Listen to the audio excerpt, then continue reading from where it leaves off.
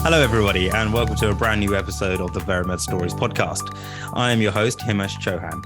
In this week's episode, we'll be talking about doing a part-time master's in statistics. So joining me this week are two brand new statisticians, Liam and Isla. Liam, welcome to the podcast. Thank you. It's nice to be here. And Isla, welcome to the podcast. Thank you. Right. So as mentioned, you both have just completed doing a part-time master's, both by working, and both of you have had slightly different journeys.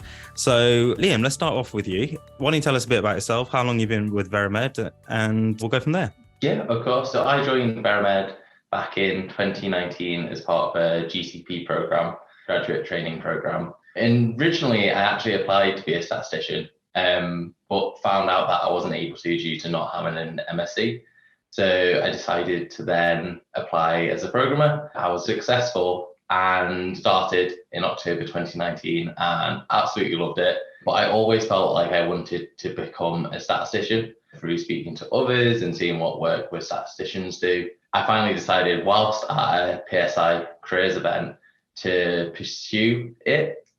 So I spoke to people at Veramed about my ambition to become a statistician, and they agreed for me to go part-time 4 days a week and undertake a part-time MSc at Sheffield University.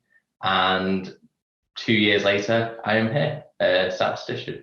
Wow, well, congratulations. Before we get into the finer details of that, Isla, why don't you introduce yourself and tell us about how you joined Veramed?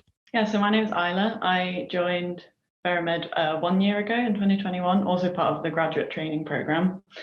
I was actually already studying a statistics MSc before I joined. So in 2020, I came to the end of my undergrad and decided I was interested in medical statistics and that I wanted to study a master's in statistics. But I decided to do a part-time master's just for financial reasons. So I started that, and then during my first year, I went to a PSI event and I met Emily Backhurst there, and she spoke about this opportunity to join Veramed as a programmer whilst continuing to study my part-time MSc because she already had someone, Liam, doing that.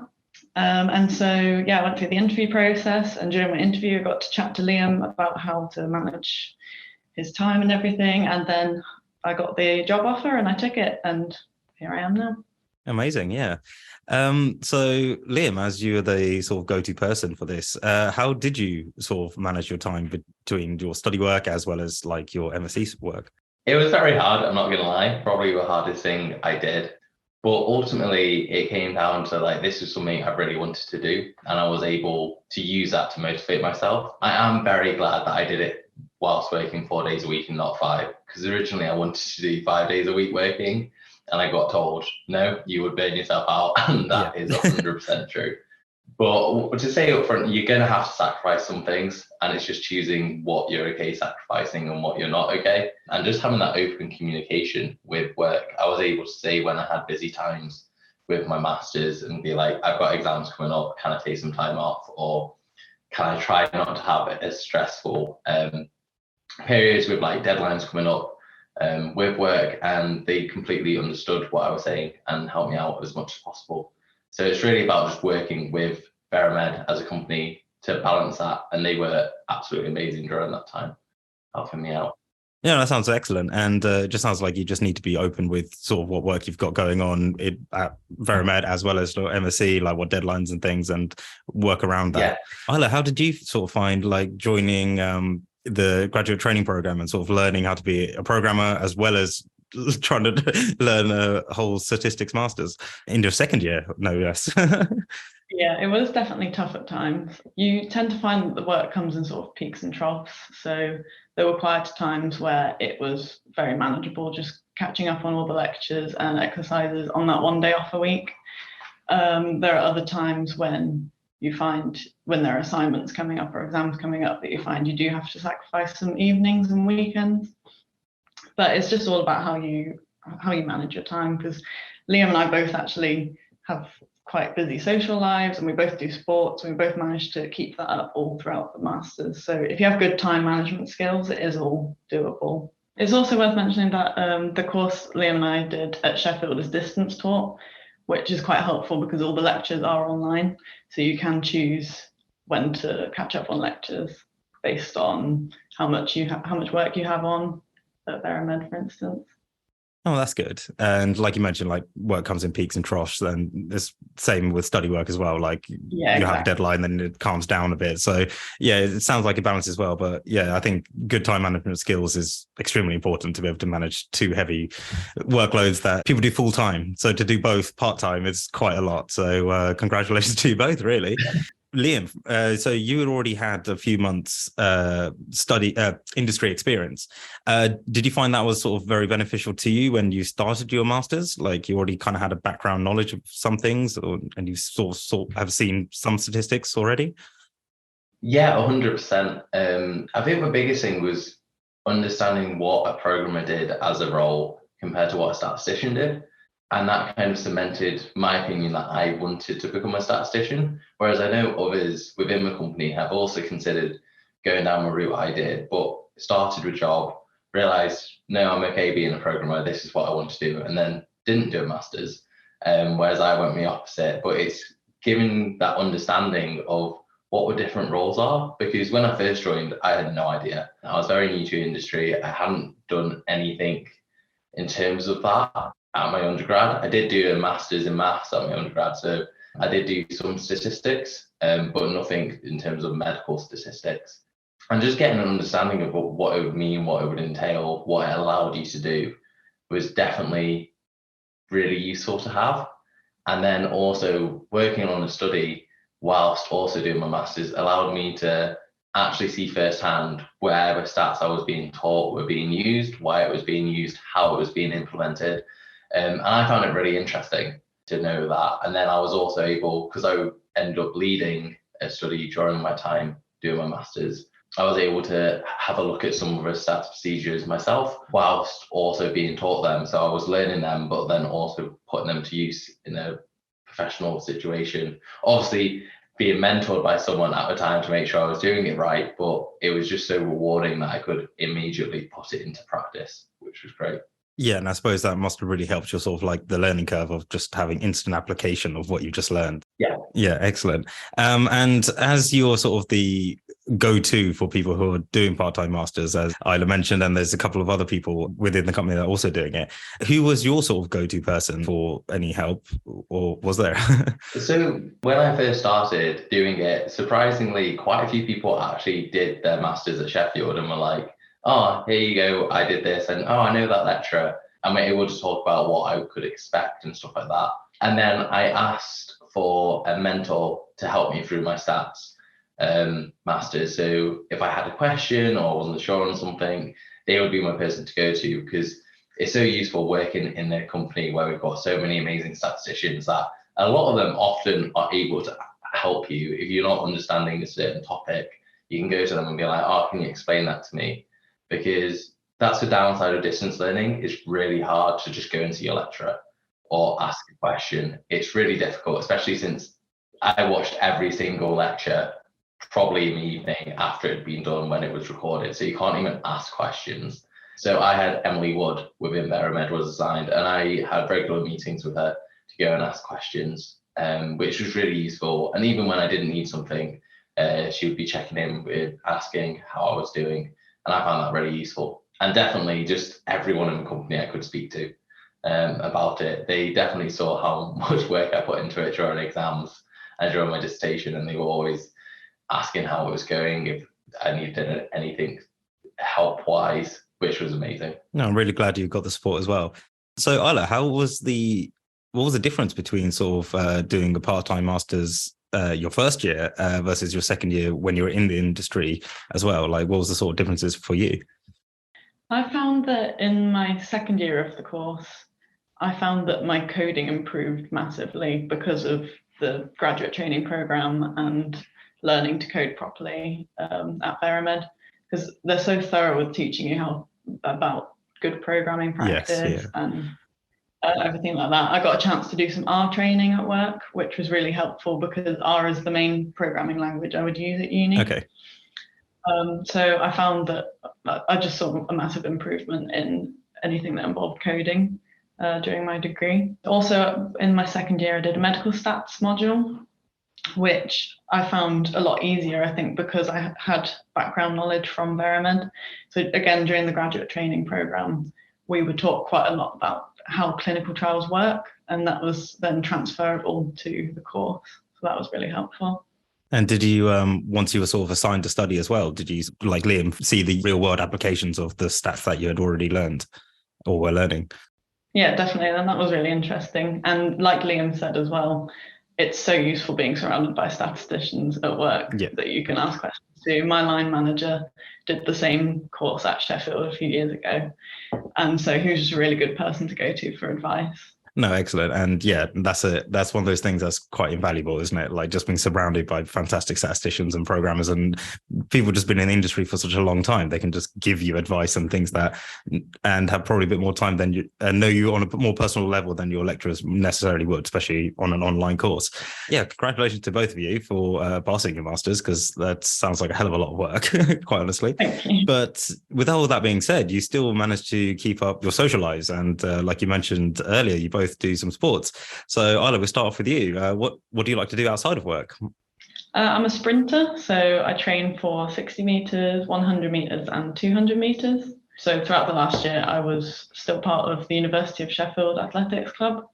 So I trained for them and I got selected for the Bucks team. So I was still able to do quite big competitions with my team, which was really great. Excellent. Now you've finished university, do you like keep up your sprinting? Yeah, I'm still sprinting. I'm not training as much as I was last year, to be honest. So I've somehow managed to find the time to do it last year. But yeah, I'm still doing it. I'm still hoping to compete soon and still enjoying it. Excellent. So I bet you got even more free time this year, which is quite nice. Yeah, I ought to be down at the gym more, but New Year's resolution. We'll see what happens. And Liam, how about yourself? What do you like to do outside of work? So as most people know, at Veramed, I play dodgeball because I probably don't stop going on about it. It's this niche sport which I got into at university. So I've been playing for like almost 9 years now, which is a long time. But during the last few years, I've been playing for the London team when I lived down there. And now I'm back up living in Manchester. I'm playing for a Manchester team. But as well, I represent Wales and both Great Britain at dodgeball. So had a lot of trainings over the period of doing my masters, playing most weekends. But I absolutely love it. I think it's an amazing sport. Yeah, no, it's a niche to say the least. I'll admit my knowledge of dodgeball is from the Ben Stiller movie, and great movie. Yeah, amazing movie. You can dodge a wrench, you can dodge a ball. So was your training anything like that? Did you have wrenches thrown at you? No, I actually have someone who plays on my team called Sam Wrench. So I dodge the ball he throws at me. So he gets it all the time being a dodgeballer with the surname Wrench. Yeah. But we get that comment a lot, but I can't say I ever tried dodging a wrench, and I'm not sure how well that will go. If you ever see me turning up to work injured, that might be why. Fair enough. Yeah, I'll keep that in mind. And also, you took part in the Dodgeball World Championships, is that correct? Yes, I did. And where did you come? Yeah, so Great Britain men won the cloth division of the World Championships, which was amazing. It was the first one held by the World Dodgeball Federation, where they held a cloth tournament, and Great Britain men were able to win it against Austria in the final, which was amazing and such an incredible experience for me. Traveling out to Canada to represent them was just phenomenal. It was hard because it actually came at the same time as my dissertation deadline. So I managed to get an extension, a 3-week extension from university to allow me to go, because I don't think I would have been able to do both if not. So I'm very grateful to the University of Sheffield for allowing me to do that, because not only to go and represent them, but to go and win is just insane and an experience I will never forget. No, absolutely. That's incredible. It sounds like a very busy year for you. Yeah. So before we go, is there any advice that you'll give to anyone who's thinking of doing a master's in statistics, or potentially not quite, or a bit on the fence and they're not sure what to do, and would be interested in doing something similar to you where you did part-time? Isla, we'll start with you. Is there any advice that you'll give to any of our listeners? I definitely tell people to think carefully on it and remember that there's no rush when making a big life choice like this. But if you do decide to study alongside programming, then just setting yourself a timetable, for example, on your day off and managing your time effectively can be so helpful in not having to sacrifice any of your social life or any of your hobbies outside of work. I would also, something that we haven't mentioned yet is the fact that for some people, doing a full-time master's isn't that viable because of the way the university system works, where they give you a huge amount of exams in a very short space of time, for instance. Yes. So if you're someone like me who doesn't necessarily work that well in that way, where you have to memorize an insane amount of formulae in 1 week, which doesn't really show how good a statistician you are, it can actually be really helpful to study it part-time so that everything's more spread out, and I feel like it shows your skills as a statistician better. Yeah, that makes sense. Like rather than memorizing everything in one go, you're kind of like understanding the fundamentals of each level and then applying yourself there. Yeah. And Liam, how about yourself? Is there any sort of advice you would give someone? Yeah, I would say if you are considering it but aren't sure, getting a year's experience in the industry is amazing because you'll actually be able to see firsthand what the difference is, what you can do as a programmer and what you can't do because you're a programmer and you don't have your stats masters, and then also what doors it does open, so what work, because for some people it might be no, I do want to be a statistician, which was the case for myself, but for others it might be like, no, I actually prefer what a programmer does. And I would also say that, as we both said, we're both really big into our sports. Make sure you keep that up because you do need breaks from studying, and I find that your hobbies or things that you are very passionate about really help you de-stress.